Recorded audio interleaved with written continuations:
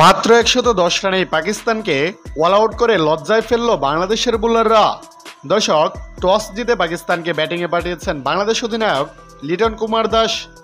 অধিনায়কের দেওয়া সিদ্ধান্তের মান রেখেছেন বোলাররা।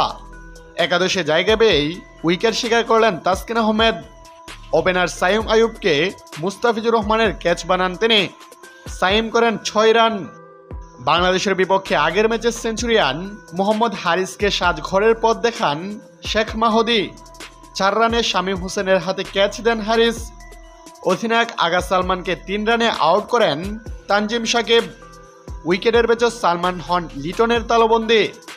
তাতে পাওয়ার প্লেতে চতুর্থ ব্যাটার হিসেবে বিদায় নেন হাসান নওয়াজ।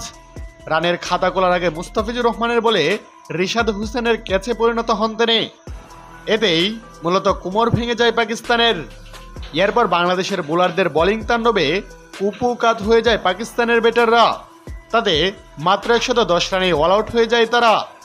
যেখানে বাংলাদেশের হয়ে সর্বোচ্চ 4 উইকেট পেয়েছেন তাসকিন আহমেদ, 2টি করে উইকেট পেয়েছেন কাটার মাস্টার মুস্তাফিজুর রহমান।